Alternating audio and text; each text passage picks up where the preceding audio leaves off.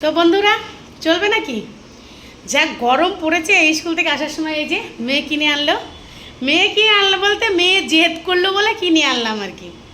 এই যে হচ্ছে মাস্ক মেলন জুস, খেতে কিন্তু দারুণ, আমার ফেভারিট জুস।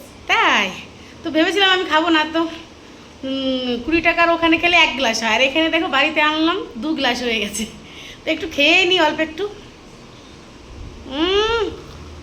এই গরমের মধ্যে একদম বরফ দিয়ে মাস্ক মেলন জুস, পুরো একদম কলিজা একদম ঠান্ডা হয়ে গেল না মা, কলিজা ঠান্ডা হয়ে গেল। আমি তো পুরো খেয়ে নিয়েছি। টেস্টটা কিন্তু দারুণ। তোমার তোমাদের কার কার পছন্দ মাস্ক মেলন? আমার কিন্তু এমনি মাস্ক মেলন যে গন্ধটা না ওটা ভালো লাগে না, কিন্তু জুস বানালে জুসটা খুব ভালো লাগে খেতে। ও মা, কালকে ওইখানে খেয়েছিলাম না কেন এই মাছগুলো? আমার আগে তো অতটা ভালো লাগতো না, তাই এখন ভালো লাগে। হ্যাঁ, গরমের মধ্যে তো এসেছি, যা দিবি তাই ভালো লাগবে। এখন একটু খিদেও পেয়েছে।